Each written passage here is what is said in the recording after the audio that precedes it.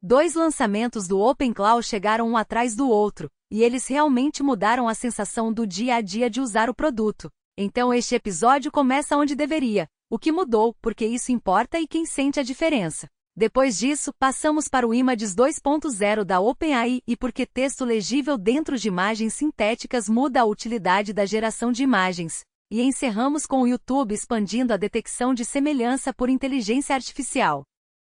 Eu sou a Nova. Eu sou a Aloy. E este é o OpenClaw Daily. Hoje começamos com o novo par de lançamentos do OpenClaw e as partes que os usuários comuns vão realmente notar. Padrões de imagem melhores. Login mais claro quando ocorre fallback de provedor. Comportamento de comando restrito ao proprietário mais rigoroso. Fluxo de configuração mais limpo. Melhor higiene de cron e estado de sessão. Essa é a versão útil da história, e depois a gente destrincha os detalhes. A parte de seleção de versão é rápida. O par atual para este episódio é o V2026.4.21 e o V2026.4.20. O que importa é o que está dentro deles. O primeiro lançamento move o caminho padrão de geração de imagens do pacote e os Smoke Tests de mídia ao vivo em direção ao GPT-Image 2. Se você usa a faixa de imagens integrada, isso não é cosmético. Um padrão melhor muda o que as pessoas acham que a ferramenta consegue fazer logo de cara. E é aqui que a história fica prática rapidinho. Se o caminho de imagem padrão é melhor em texto legível, layouts mais densos e seguir instruções estruturadas, as pessoas param de tratar a geração de imagens integrada como um brinquedo. Ela se torna mais crível para miniaturas, posters, diagramas, menus, maquetes de UI e todos os trabalhos feios do mundo real onde os modelos de imagem anteriores costumavam desmoronar. A outra parte importante é que candidatos a provedor com falha aparecem com mais destaque nos logs antes que o fallback seja bem sucedido. Isso parece pequeno até você ter vivido o contrário. Fallback silencioso deixa os operadores loucos. A tarefa termina, mas você não sabe o que realmente aconteceu, qual caminho falhou, qual assumiu o controle nem se o trabalho ficou mais lento, pior ou mais caro do que o esperado. Logs mais verbosos tornam o runtime mais fácil de entender. Esse é um dos temas mais claros nesse par de lançamentos. O OpenClaw continua ficando menos mágico no mau sentido e mais legível no bom sentido. Se um provedor falhou, diga. Se um caminho de fallback assumiu, diga. Se o sistema redirecionou, informe o operador. É assim que uma ferramenta para de parecer uma caixa preta e começa a parecer confiável no trabalho de verdade. O lado de segurança é igualmente importante. Comandos restritos ao proprietário agora realmente exigem identidade de proprietário em vez de serem acessíveis por um fallback permissivo. É exatamente assim que esses comandos deveriam funcionar. Se o software diz que um caminho é exclusivo do proprietário, ele deve falhar de forma fechada, e não vazar silenciosamente por alguma porta lateral permissiva. Também há correções que parecem menores até você pensar na experiência do operador. Aliases de thread do Slack são preservados com mais confiabilidade, o que ajuda a continuidade de thread a realmente permanecer contínua. Referências de acessibilidade de navegador inválidas farão rápido em vez de criar cadeias mais longas de comportamentos estranhos. Instalações em pacote recebem um caminho melhor de recuperação pelo plugin Doctor, o que importa porque configurações em pacote são frequentemente onde as pessoas decidem se uma ferramenta parece polida ou frágil. Já o lançamento anterior do par é mais amplo. O assistente de configuração recebe um fluxo de aviso de segurança mais claro, um spinner de carregamento durante a busca do catálogo de modelos e prompts de chave de API mais limpos. Isso não é frescura. A configuração é a primeira fronteira de confiança em um produto como este. Se parece travado, confuso ou descuidado em relação às credenciais, as pessoas param de acreditar no software antes mesmo de tê-lo usado. A mudança no Session Store é um dos melhores exemplos de trabalho chato que importa. Limites de entradas e poda-puridade agora acontecem por padrão, então o backlog de cron ou executor não infla silenciosamente a memória para sempre. É exatamente o tipo de guarda-chuva que faz um sistema de longa duração sobreviver à vida real em vez de sobreviver apenas a demos. E a separação do estado de cron é simplesmente arquitetura saudável. O estado de runtime vai para um jobs state.jon separado, enquanto as definições de jobs rastreadas pelo JIT permanecem estáveis. Isso significa menos ruído de configuração, diffs mais limpos e muito mais facilidade para entender o que mudou porque um humano editou um job versus o que mudou porque o agendador simplesmente continuou fazendo seu trabalho. Acrescente prompts de sistema mais robustos, suporte à precificação de modelos em camadas, avisos de compactação e correções em exec handling, transporte do códex e comportamento da API de plugins, e o formato geral fica óbvio. Esses lançamentos têm a ver com tornar o OpenClaw mais fácil de inspecionar, mais fácil de confiar e mais fácil de manter funcionando sem acumular sujeira silenciosa. E o motivo para dedicar tempo a esses detalhes é que eles mudam a forma como o produto se sente no uso cotidiano. Padrões melhores mudam as primeiras impressões. Logs melhores mudam o debugging. Configuração melhor muda a confiança. Melhor gerenciamento de estado muda se um sistema continua saudável depois de dias de trabalho com cron, e não apenas depois de 5 minutos de teste. Isso é digerível por um público amplo, porque todo mundo entende a diferença entre um software que apodrece silenciosamente e um software que permanece compreensível sob carga. É também o que torna essas mudanças mais interessantes do que uma leitura de contagem de funcionalidades. Nada disso depende de um grande novo substantivo chamativo. É uma sequência de melhorias na superfície do operador.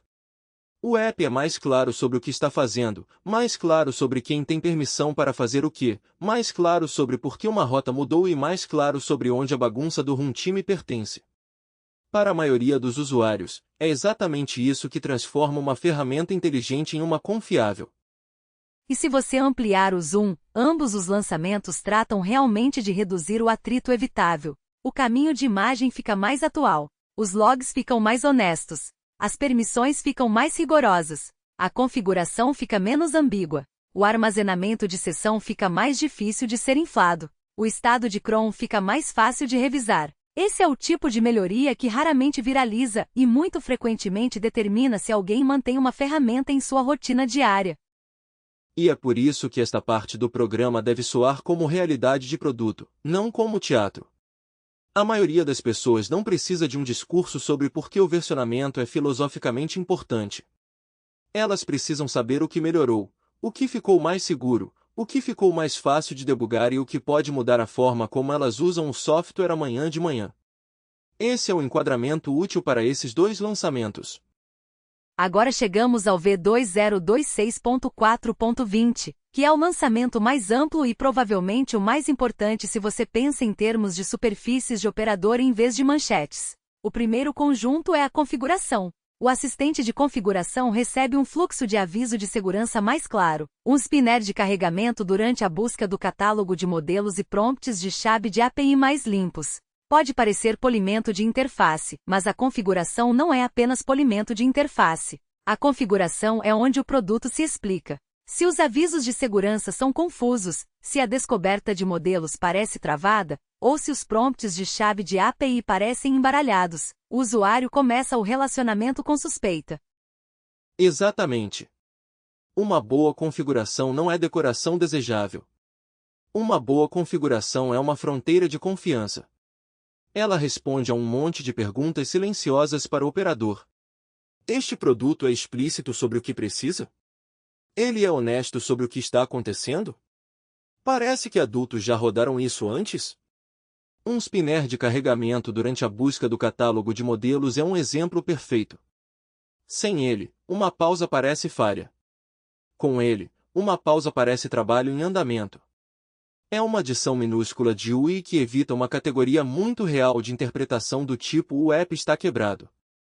Prompts de chave de API mais limpos importam da mesma forma. A entrada de credenciais é um dos momentos mais fáceis para um usuário perder a confiança. Se um produto pede chaves de forma descuidada, o usuário não pensa apenas, esse prompt é feio. O usuário pensa, o que mais neste sistema está solto? Então, quando o assistente fica mais claro em relação à coleta de credenciais e avisos de segurança, o produto não fica apenas mais fácil de clicar, fica mais fácil de acreditar.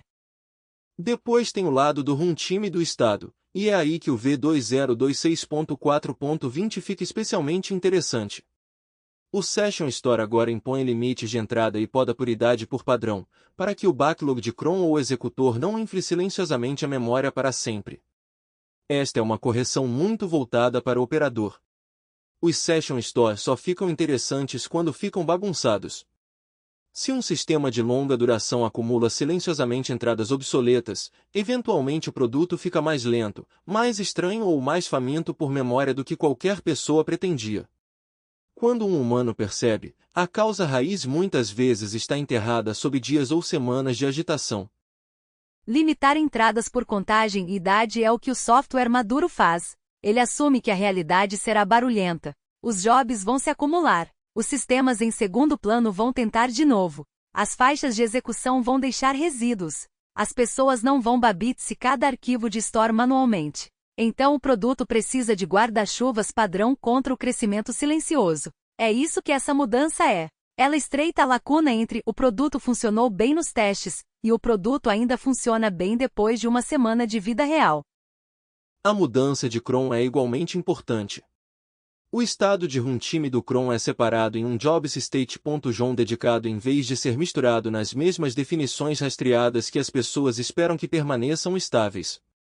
Essa é uma separação muito saudável. As definições de jobs são declarativas. Elas descrevem o que o agendador deve fazer. O estado de runtime é bagunçado. São timestamps de última execução, contabilidade de próxima execução, fatos de execução transitórios e o tipo de agitação que muda toda vez que o sistema respira. Misturá-los cria ruído. Separá-los torna o histórico do JIT mais limpo, torna os diffs mais significativos e torna o agendador mais fácil de entender.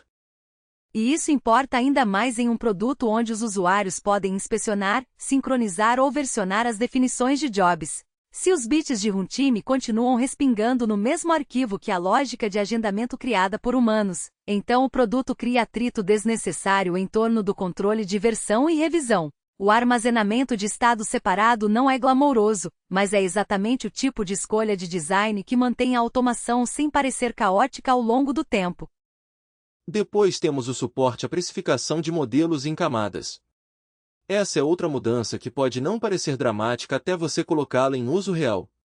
A precificação faz parte do roteamento. A precificação faz parte da lógica de fallback. A precificação faz parte das decisões do operador sobre qual modelo deve lidar com qual job. Se o sistema entende apenas uma forma de preço plano, fica mais difícil raciocinar sobre provedores de ponta, camadas de contexto maiores ou diferentes buckets de faturamento dentro da mesma família de fornecedor. O suporte à precificação de modelos em camadas torna a economia do roteamento mais realista. Isso significa melhor visibilidade, melhor lógica de agendamento futuro e melhor controle de custos quando o produto cresce além de alguns padrões de brinquedo.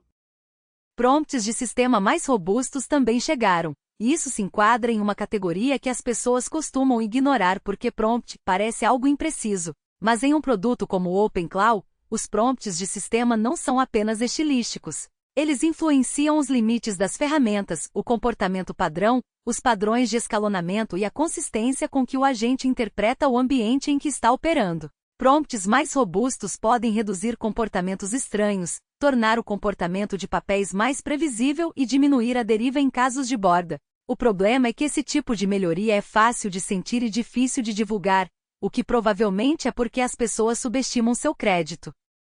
Os avisos de compactação são outra adição inteligente.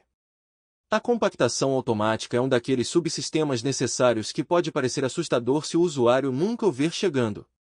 Se o contexto ficar apertado e o sistema compactar silenciosamente, o operador pode apenas notar que o comportamento do agente parece ligeiramente diferente depois. Os avisos resolvem isso ao transformar manutenção oculta em manutenção visível. Eles não eliminam a compactação. Eles eliminam a estranheza de a compactação parecer um processo fantasma que o usuário tem que inferir depois do fato.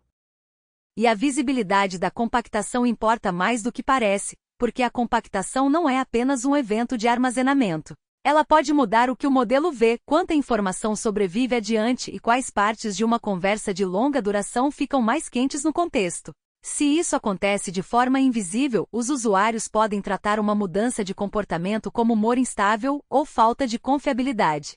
Se o produto diz claramente que a compactação aconteceu, então o usuário pode raciocinar sobre o novo estado em vez de tratar o sistema como se tivesse aleatoriamente esquecido algo importante. O mesmo vale para a separação entre definições de jobs estáveis e estado de runtime cheio de agitação. Isso não é simplesmente arquitetura mais limpa em abstrato. Muda o debugging, a revisão e a recuperação. Se um job agendado começa a se comportar mal, você quer que a pergunta seja: a definição do job mudou, e não, uma pilha de ruído de runtime fez o arquivo parecer diferente de novo. Separar essas camadas dá aos operadores um modelo mental muito mais limpo. Configuração permanece configuração. Estado de runtime permanece estado de runtime. Essa fronteira ajuda o produto a parecer sustentável. O suporte à precificação em camadas também merece uma leitura prática mais explícita. Assim que um produto permite que você escolha entre modelos baratos mais rápidos, modelos caros mais lentos, modelos de contexto mais amplo e faixas de especialistas premium, o modelo de precificação deixa de ser trivialidade. Ele se torna parte da política operacional. Quais tarefas são roteadas para onde? Qual provedor é tentado primeiro? Quando é aceitável pagar mais por uma imagem melhor ou uma janela de contexto maior? Se o software não consegue representar essas camadas de precificação de forma clara, a disciplina de custos se torna adivinhação e a inteligência de roteamento permanece superficial. E é exatamente por isso que esses lançamentos parecem mais importantes para operadores reais do que podem parecer de fora. Eles tornam o produto mais explícito sobre status, mais explícito sobre propriedade, mais explícito sobre falha, mais explícito sobre estrutura de custos e mais explícito sobre onde o estado volátil pertence. Isso pode não soar como uma declaração de visão dramática. Soa melhor do que isso. Soa como uma ferramenta ficando mais difícil de ser mal interpretada. Há também uma diferença entre mais funcionalidades e melhor forma de produto. O V2026.4.20 e o V2026.4.21 são úteis porque melhoram a forma do produto. A configuração fica mais fácil de confiar. Os logs ficam mais fáceis de ler. O estado fica mais fácil de gerenciar. As permissões ficam mais fáceis de acreditar. A recuperação fica mais fácil de tentar. Nada disso requer um grande novo substantivo de marketing. Requer cuidado com a forma como o software se comporta quando não está em cena. E se você é o tipo de usuário que acaba operando agentes em canais de chat, faixas de automação ou fluxos de mídia mistos, essa distinção importa muito. Uma ferramenta pode ter uma capacidade incrível e ainda assim ser exaustiva se cada tarefa séria faz você se perguntar qual provedor ela usou, se as permissões são realmente aplicadas, se o estado do agendador está ficando silenciosamente estranho, se a configuração escondeu algo importante ou se a recuperação de plugin vai se tornar um projeto de arqueologia. Esses lançamentos estão indo na direção oposta. Menos arqueologia. Mais clareza. Então, se reduzirmos o par de lançamentos a uma frase, não é o OpenClaw adicionou algumas correções legais de qualidade de vida. É que o OpenClaw apertou várias das superfícies exatas onde a confiança do operador costuma vazar. Padrões, logs, identidade, estado, precificação, compactação, recuperação e comportamento de transporte. É por isso que isso merecia a primeira metade do episódio. Essas são as mudanças que alteram se o software fica mais fácil ou mais difícil de rodar semana que vem do que estava na semana passada. E isso aponta para o padrão maior em ambos os lançamentos. O OpenClaw não está apenas mudando superfícies de capacidade. Está mudando superfícies de explicação.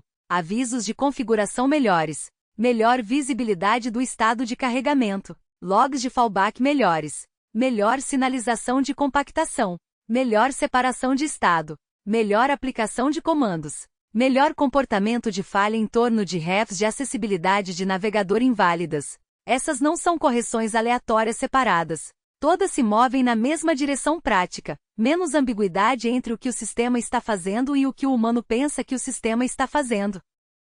Também devemos falar sobre o conjunto de correções de runtime em exec heading, transporte do codex e comportamento da API de plugins, porque mesmo que as notas do programa os resumam em uma frase, essa frase cobre exatamente a camada onde as pessoas tendem a se machucar.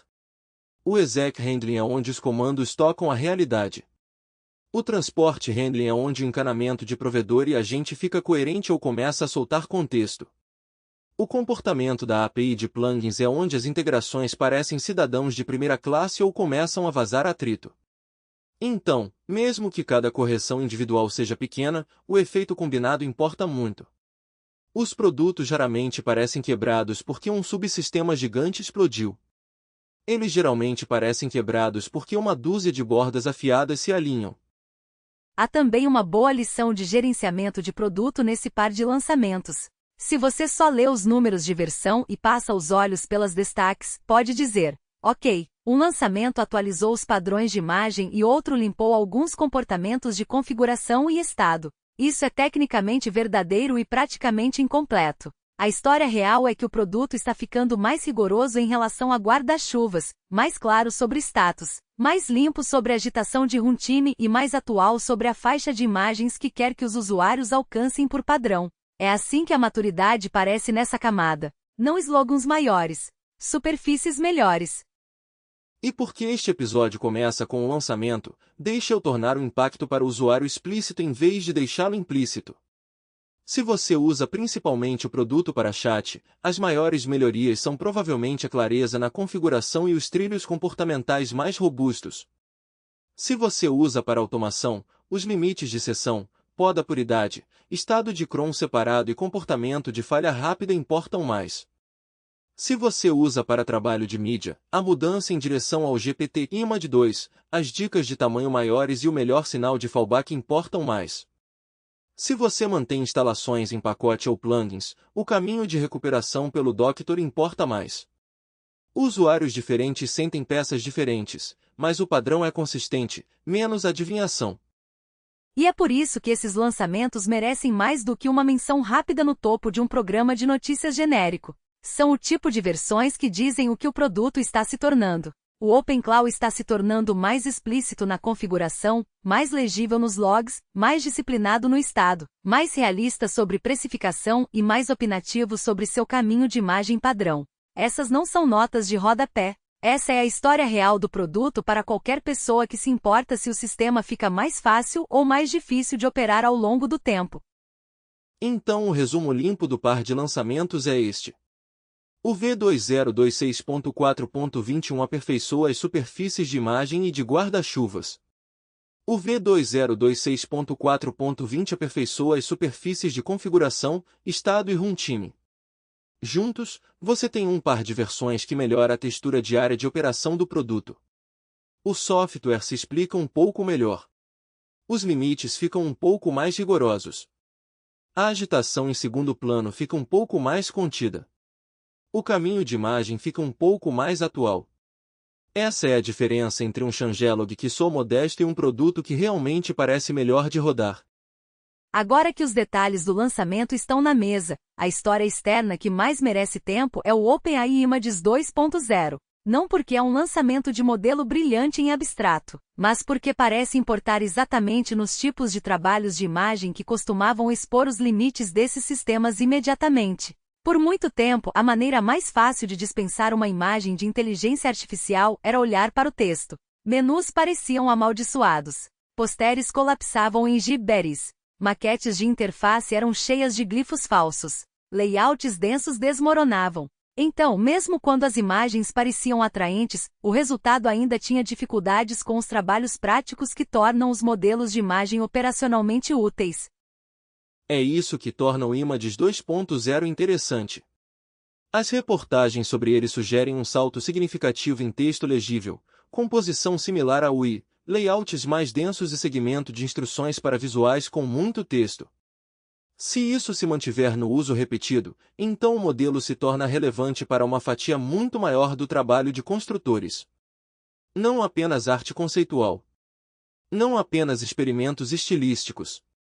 Tarefas reais adjacentes à produção como esboços grosseiros de posteres, conceitos de anúncios, maquetes de produtos, diagramas simples, slides, menus, miniaturas sociais, gráficos de destaque de funcionalidades e layouts estilo interface onde o texto faz parte da imagem em vez de ser uma reflexão tardia.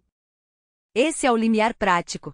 A pergunta não é mais, o modelo consegue fazer uma imagem bonita? A pergunta se torna, o modelo consegue reduzir o número de vezes que eu tenho que sair da faixa de imagens porque o texto, o layout ou a composição colapsa no segundo que peço algo estruturado? Se a resposta se tornar sim com mais frequência, então o valor do modelo muda rapidamente.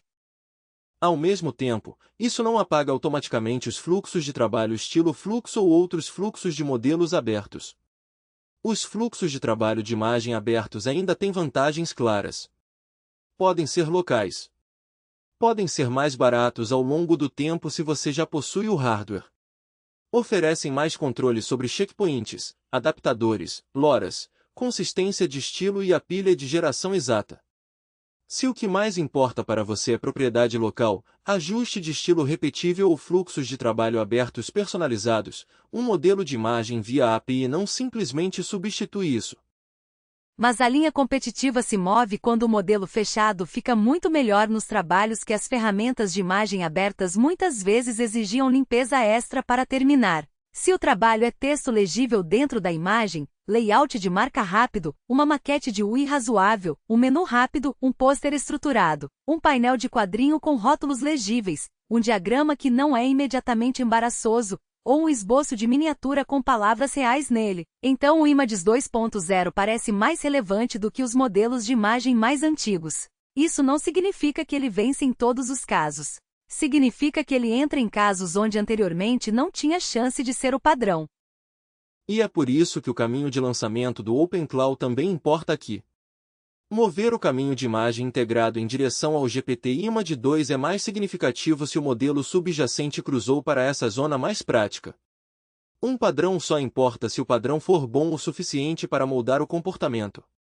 Se o caminho de imagem integrado continuar sendo principalmente para novidade, os usuários contornam isso. Se o caminho de imagem integrado de repente ficar bom em trabalho estruturado com muito texto, então as pessoas começam a tentar trabalhos reais com ele. Então vamos tornar o enquadramento de fluxo de trabalho explícito. Se você está fazendo puro jogo de estilo, experimentação local ou iteração de modelo aberto altamente personalizada, os fluxos de trabalho abertos ainda têm razões óbvias para existir. Se você está fazendo trabalho visual prático onde texto legível e layout coerente são o gargalo, o Images 2.0 parece muito mais relevante. Pense em interfaces mocadas, diagramas, posteres, slides, menus, miniaturas, gráficos de funcionalidades, conceitos de anúncios e criativos sociais onde a imagem precisa carregar informações legíveis em vez de apenas clima. Nesses fluxos de trabalho, um salto no tratamento de texto não é um bônus agradável. É a diferença entre protótipo e rascunho utilizável. Há também um efeito de segunda ordem. Texto melhor dentro das imagens não só melhora fluxos de trabalho legítimos. Também enfraquece um dos atalhos humanos mais fáceis para identificar conteúdo sintético. As pessoas se acostumaram a escanear uma imagem e dizer, sim, o texto estranho entrega. Se essa pista parar de ser confiável, então a proveniência importa mais, a política da plataforma importa mais e os usuários têm que ficar um pouco mais maduros sobre verificar a origem em vez de depender de artefatos óbvios. O que é uma das razões pelas quais essa história pertence depois dos lançamentos do OpenClaw, e não no lugar deles. O par do OpenClaw trata de padrões, logs, permissões, estado e clareza do operador. O Images 2.0 trata de um modelo cruzando para trabalho de imagem estruturada mais prático. São histórias separadas, mas se encontram no nível do uso real. Se a faixa de imagens padrão dentro de uma ferramenta melhora, o software ao redor precisa ser mais claro sobre qual modelo está sendo usado, qual é o comportamento de fallback, quais são as limitações e como as pessoas devem raciocinar sobre o output. E é aí que a comparação prática com fluxos de trabalho de imagem abertos permanece saudável em vez de ideológica. Você não precisa fingir que um lado vence toda a categoria. Você faz uma pergunta mais estreita. Qual fluxo de trabalho é mais forte para este trabalho? Se o trabalho é aberto, local, altamente ajustado e específico de estilo, a rota aberta pode ainda vencer. Se o trabalho é trabalho visual estruturado rápido com texto legível e segmento de instruções limpo, o Images 2.0 parece que pode agora vencer com mais frequência do que gerações anteriores de modelos faziam. Essa é a atualização real.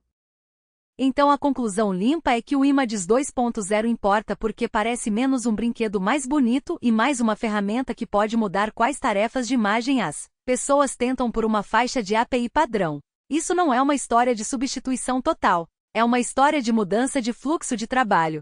E essas costumam ser as histórias que acabam importando mais do que o hype dos benchmarks. A última história é mais curta, mas ainda merece seu lugar.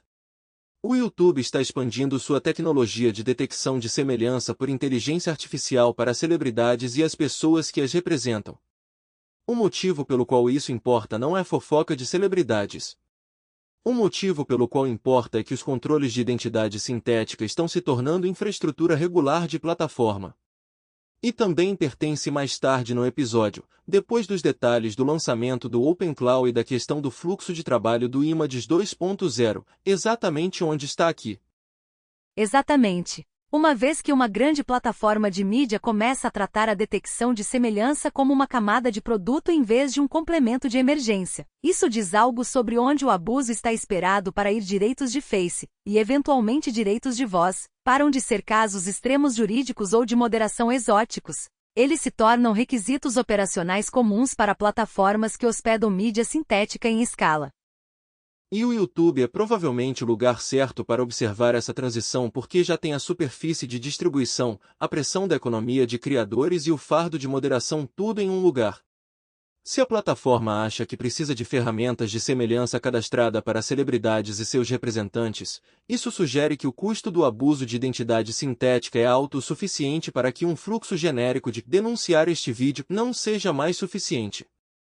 Isso também diz algo útil para os criadores. Se os modelos de imagem e vídeo continuarem melhorando em realismo, os sistemas ao redor vão ficar cada vez mais específicos sobre propriedade, permissão e resolução de disputas. Isso não é filosofia abstrata. Isso é infraestrutura de produto. O modelo fica mais forte, e a plataforma precisa ficar mais explícita sobre quem pode contestar o quê. É por isso que essa história funciona melhor como um encerramento mais curto do que como o centro do episódio. É importante. Mas não é mais importante do que o par de lançamentos do OpenClaw ou a mudança prática na geração de imagens. É um exemplo claro da próxima camada de resposta da plataforma, controles de identidade ficando mais formais porque a qualidade da geração não é mais fraca o suficiente para se sabotar diante de qualquer agente mal-intencionado.